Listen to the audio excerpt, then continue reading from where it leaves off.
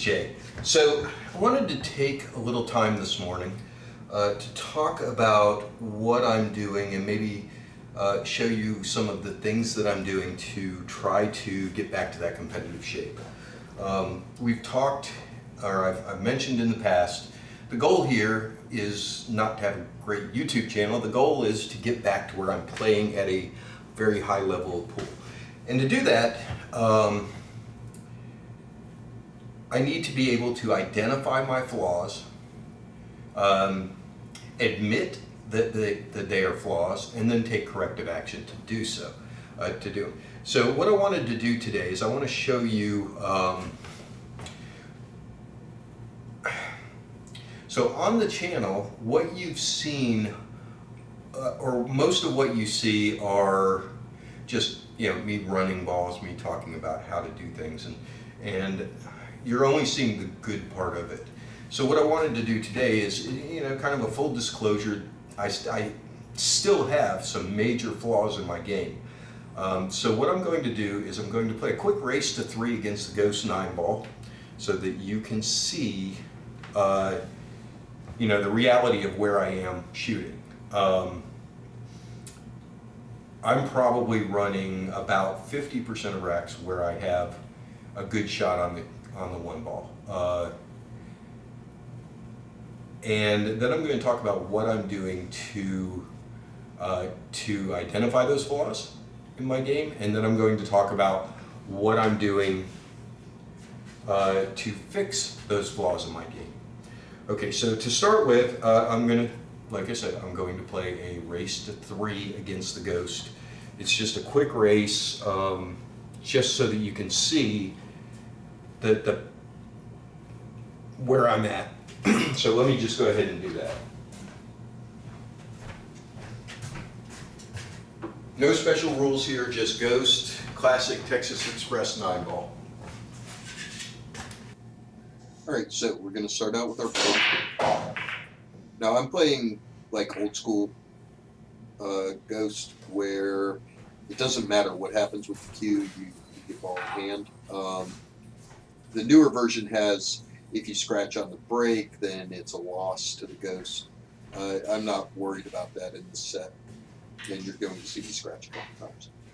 All right, so pretty straightforward run. The 2 balls is the only thing that has any issues at all, and since I've got ball in hand on the 1, it's not an issue. As soon as the 2 ball's in, there's no traffic. There's a little bit of a chance of getting caught behind the 8 coming from the 6. Okay, I don't know if you saw it there, but there was no pre-shot routine whatsoever. Now here is where I make a mistake in this rack. This is top inside English, and I don't get enough English. And that has to do with stroke consistency. So now I need to draw back for the 6. I have to make sure I get past the 9. So I'm going to overdraw it a little bit. And again, inconsistency in the stroke. I get more than I expected. All right, so I need to come down to this close end of the table for the 7. And I get a really, really good stroke, which means that I overshot the mark because I was actually planning for the bad stroke that I always get. Now I'm even further out of line on this 8, and I'm going to show you this in slow motion afterwards. But I missed that shot badly. I got lucky, hit it, it went in, 9 ball counts. So technically I'm still at the table shooting, but that was a horrible shot. Now I'm going to make the 9. Now let's go look at that shot on the 8 ball.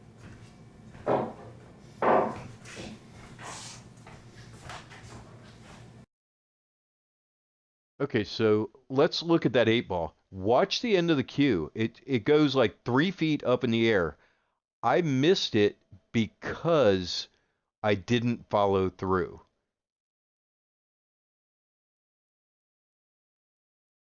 Okay, so we're starting here with the shot on the 7 ball. And if you look at this, okay, so here's my cue. Here's the line my cue's taking. Okay, and I should come out to about here on my follow through. Now I got a really good stroke on this, so let's go ahead and play that.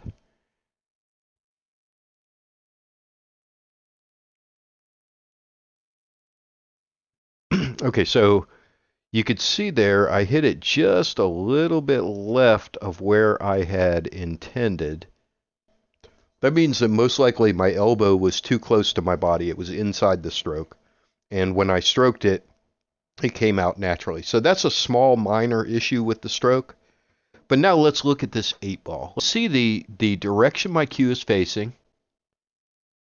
I should come down to about here. Then I should make contact with the table. And then as I follow through the shot. That's what this should look like.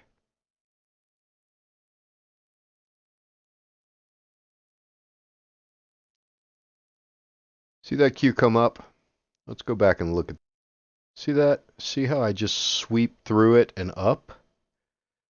I stood up here. If you're looking at this, everything's down low. You can see my glasses just on the very corner of the screen right up here. See them sticking out there? Now they should still be there after I actually pull the trigger on this. And they go away because I lifted my head right there. I have not finished my stroke yet, and I lift my head. Let's look at that again in real time. I step into it, I get my stance, big warm-up strokes here because I'm going to hit it hard. And you see my cue just come up. I just stood up on that shot. That's what happened.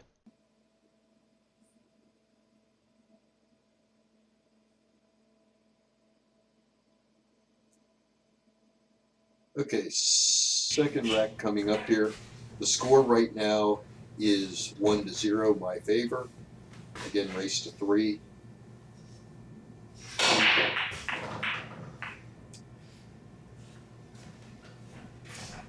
Good break, but I've got some traffic I've got to deal with. The 8-ball is really handy where it's sitting. I have a shot on the 1 by having ball in hand, and then I can roll the 2 into the 8 and maybe nudge the 7 out of the way so that the 4-ball has that pocket as well, because I'd rather stay in the center of the table rather than going up and down the table.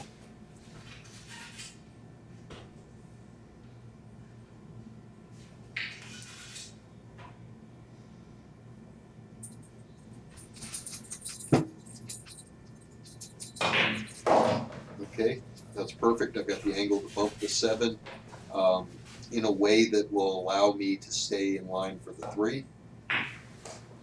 I didn't really hit the 7 as much as I wanted to. So now I'm going to hit the left side of the 2 so that I stay on that rail. Get just a little bit of angle on the 3 because I'm going to have to take the 4 in the top left.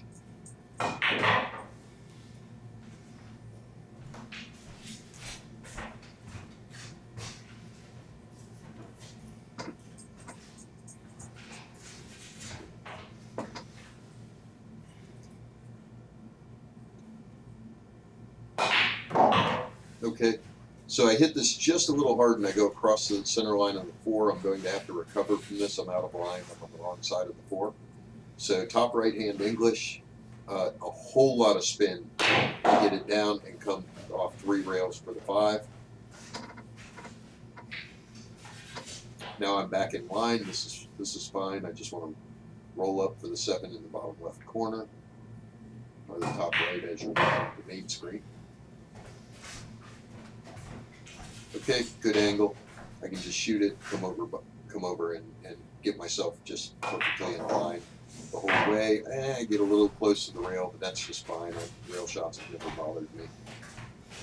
Not when they're a little off the rail like this. Sometimes you can miscue when they're right up against the rail, but that's fairly straightforward.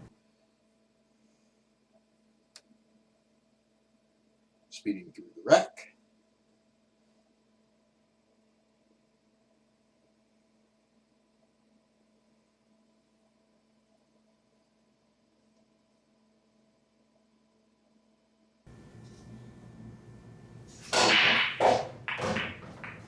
Alright, there's a scratch, doesn't matter. Playing with the rules of the Ghost where if you scratch, it doesn't matter. You get the ball in hand anyhow. So made 3 on the break. Everything spread out. This should be a run every time. So I'm going to just draw back off the 2 for the leave on the floor.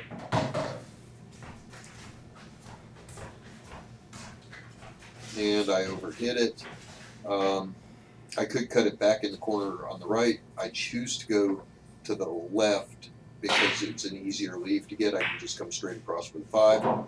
And All right, so here I am. This is the 2 ball. I'm lined up directly down the line.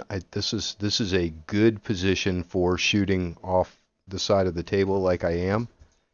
You can see my cue is nice and straight to the shot, and when I shoot it, I get a good stroke out of it. I actually get too much stroke. See that my cue all the way up until after I started watching the cue ball go away, my cue was dead on that line, and that's why I got this great stroke here. You see there how I'm still directly on that line. There's a little bit of push off to the right, but very, very little. That is a good stroke. My tip ends up on the table, touching the table. That's what my stroke should look like pretty much every time. I mean, you're talking millimeter of difference between a perfectly straight stroke and that stroke. It's a millimeter off. So, and it's a good long stroke. So that's why I go too far and end up on this 4 ball where I do. And this is just a difficult shot. I need to do a whole bunch of stuff here. I've got to draw off of it. And effectively, I've got to come off of it and go across and then this way for the 5, and I've got to pocket this ball. So this is actually a draw shot. So it's actually going to curve and come back to the rail to get over. And then of course the object ball here, that angle is not an easy angle to begin with. So that's what happened on that shot.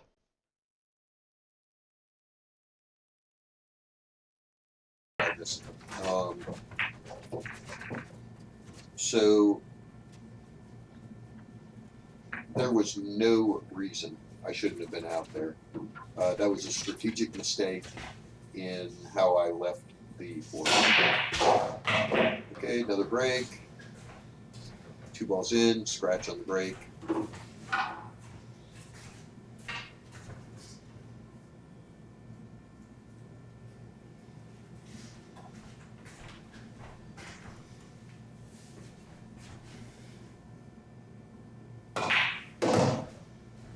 Okay, so far so good.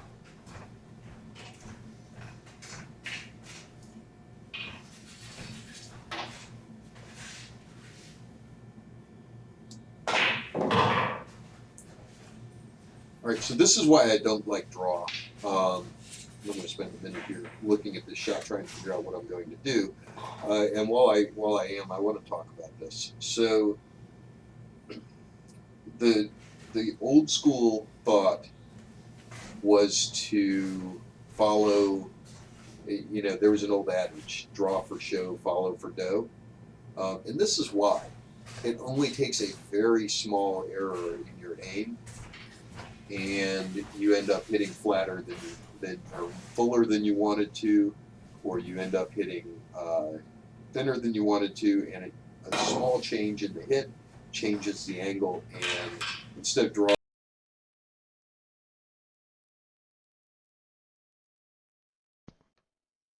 All right, so on this 2 ball, if you look at this angle, right, if we're looking at the angle to make the 2 into the corner, then the tangent line is here, right? That's our tangent line, which means that if we take this angle here to that tangent line, we should come off at an angle out this way, which would put me, if I was here,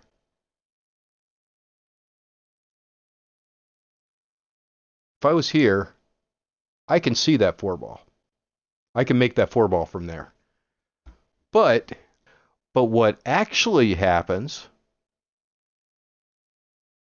is I hit it to this corner of the pocket, which changes my tangent line to here and changes that angle coming back to right here.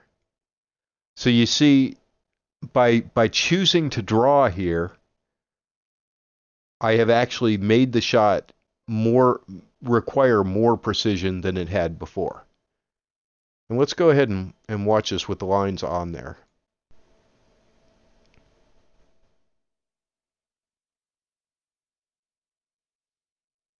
So you see there are two things I did there.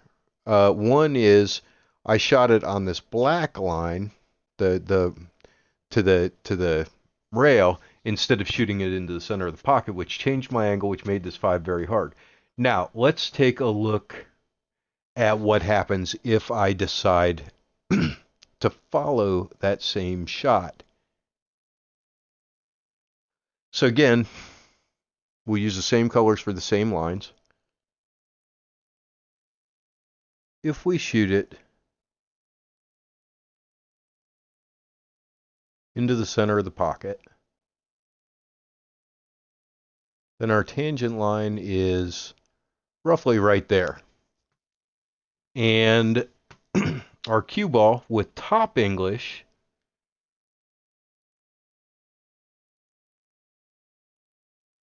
is going to go this way,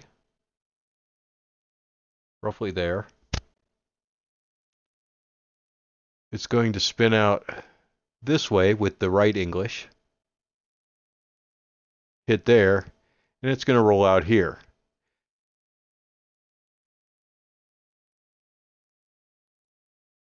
Okay, that's the perfect shot. But we can be anywhere from there all the way up to about there and have a decent shot on that 4. So now speed's not as important. And if we actually cut it the exact way we did, where it goes in off of that rail, here's our tangent line. And now I have another color. There we go. Let's use green. And now it goes here. We still get the same side spin, so it's going to be roughly a parallel angle here.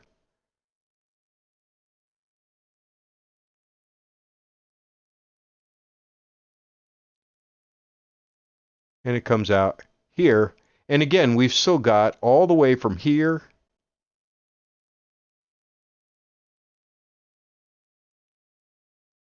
to here where we can leave that shot.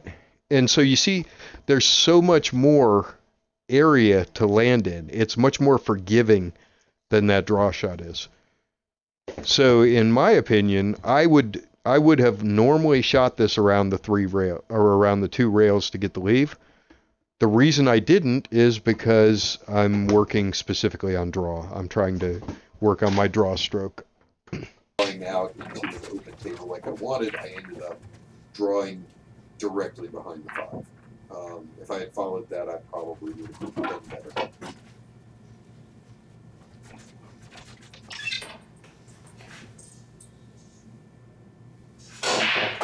It scores 2-1 right now, by the way. Right, 1 and 2s are a little close together. I'm actually on the right angle. This would be good. The downside to this rack is that 3 ball cannot go in either the top or the bottom corner. I bumped 9 ball, I put it back. Doesn't matter. Immaterial for what I'm doing. So what I need to do is I need to shoot the 1 and leave it on the leave it across the midline of the 2, so that I can draw back and hopefully bump the 3 out into position to get a shot. And I need to leave it for that side pocket. So just a little stun shot here. Slight bit of draw. I do get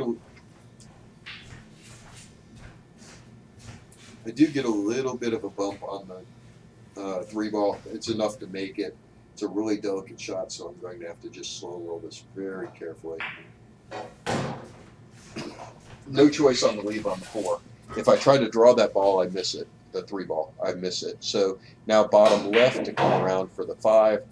Um, the bottom is so that I'll avoid the 6 and be on the right side of it. So even if I do bump it, I'll still be out and have a shot on the 5. I ended up a little bit too good. I was dead straight in. You saw the cue ball stopped, even though I hit it hard. Now I need to cut the 6 ball in. And problem with the stroke, let's go take a look at that after this rack.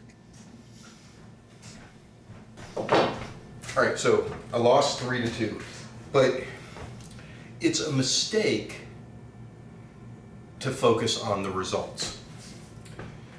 If you're focused on results, you can trick yourself into thinking something was a good thing to do, even though it really wasn't. You know, I've seen miracle shots from people who couldn't make a straight in ball, but they just happen to get lucky. And so they think that that's the right shot to take every time they see it in the future. I was guilty of that when I was young too. What we need to focus on is the technique. We need to focus on the consistency. Any given shot, even the hero shots, you can make them sometimes, you can miss them sometimes. You can have a hero shot that you make 40% of the time. You can have a straight in shot that you make 90% of the time. But when it counts, can you count on that hero shot? Can you count on that straight shot? I would say the straight in shot is a much better play than the hero shot. So when we're thinking about how to approach this, the first thing we have to do is do some analysis and see where the flaws are.